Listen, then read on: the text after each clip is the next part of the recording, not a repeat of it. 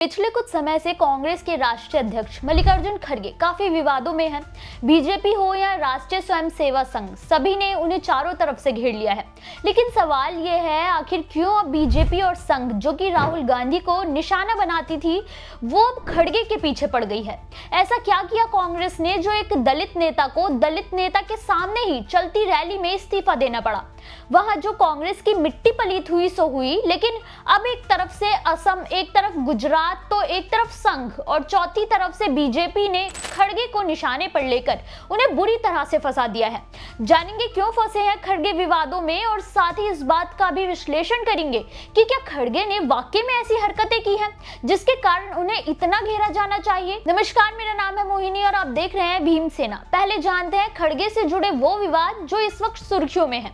पहला मुद्दा, दरअसल 9 अप्रैल को केरल के विधानसभा चुनाव में 140 सीटों पर वोटिंग होनी है, जिसे लेकर 5 अप्रैल 2026 को मल्लिकार्जुन खड़गे के इडुक्की में आयोजित चुनावी जनसभा में पहुंचे थे। लेकिन यहां उनके बोल बिगड़ गए। उन्होंने केरल के लोगों की तारीफ करते हुए गुजरात के लोगों को दुश्मन बना दिया। खड़गे ने सीधा कहा कि केरल के लोग पढ़े लिखे हैं और गुजरात के अनपढ़ जाहिल, तभी तो उन्हें जाति धर्म के नाम पर भ्रमित नहीं कर सकते। इतना ही नहीं, उन्होंने मुख्यमंत्री पिनरई विजयन को पीएम मोदी के लिए काम करने वाला शख्स बताया था।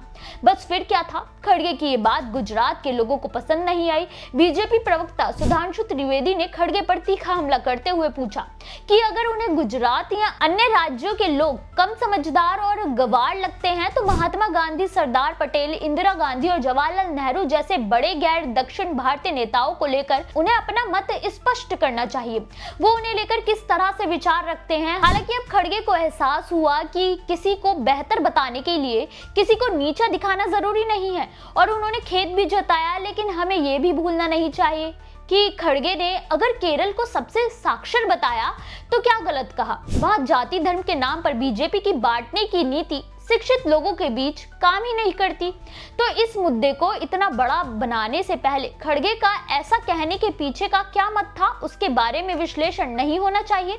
आप क्या सोचते हैं, हमें जरूर बताएं। दूसरा मुद्दा, असम में विधानसभा चुनाव है जहां पहले से बीजेपी की सरकार है। 126 सीटों पर हो रहे चुनाव को लेकर सीएम हिमंता बिस्वा शर्मा पहले ही कमर कस चुके हैं।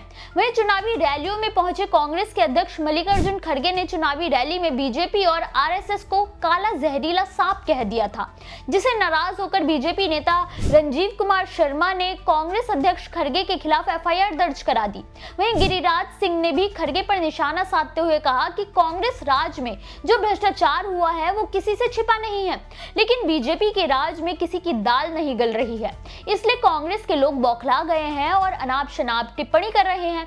हैरानी की बात तो ये है कि एक तरफ बीजेपी हिंदूवादी नीतियों को बढ़ावा दे रही है, तो वहीं खड़गे ने मुसलमानों को साधने के लिए बीजेपी और आरएसएस को सांप कहकर वहां की जनता को इस बार उन्हें कुचलने का संदेश दिया है।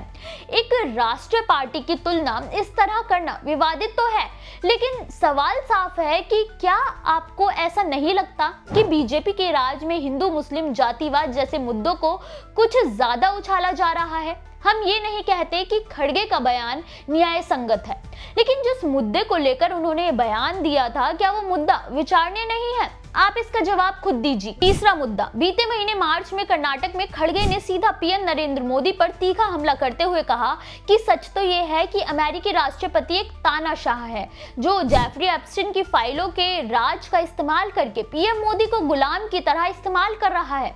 इतना ही नहीं, ऐसे व्यापार समझौते पर हामी भरी जा रही है जिससे देश गरीबी की तरफ जाएगा और उससे देश गुलामी की तरफ ही जाएगा। खड़गे ने इस जगह पर जो मुद्दा उठाया था वो सभी जानते हैं। अमेरिका के लगाए गए टैरिफ पर जहां चीन एक तरफा लड़ रहा था, वहीं भारत की तरफ से कोई प्रतिक्रिया नहीं आई। ऐसे में क्या पीएम मोदी को देश को जवाब नहीं देना चाहिए कि ट्रंप की चाल और नीतियों के प्रति उनके क्या प्लान्स हैं? लेकिन हमेशा की तरह वो चुप रहे। अब सवाल ये है कि क्या ये सवाल देश की बाकी की जनता का भी नहीं था? आखिर ट्रंप की इस चाल पर पीएम मोदी ने कोई प्रतिक्रिया क्यों नहीं दी? जवाब तो आप भी जानना चाहते ही हैं। फिर केवल खड़गे ही विवाद में क्यों हैं? मल्लिकार्जुन खड़गे खुद एक पिछड़ी जाति से आते हैं। जातिगत भेदभाव क्या होता है उसको उन्होंने करीबी से देखा है। वहीं देश में बीजेपी शासन में दलितों, बहुजनों, पिछड़ों की स्थिति जिस तरह से दयनीय हो रही है, ऐसे में खड़गे के सवाल क्या जायज नहीं है? केवल कांग्रेस पार्टी से होने के कारण उन्हें निशाना बनाया जा रहा है। तब कोई ये क्यों नहीं सोचता कि जिन दलितों के कंधे पर बंदूक रखकर बीजेपी आगे बढ़ना चाहती है, खड़गे खुद उसी समुदाय से हैं। ऐसे में आप बताएं कि क्या खड़गे को निशाना बनाना सही है? हमें अपनी राय कमेंट करके जरूर बताएं।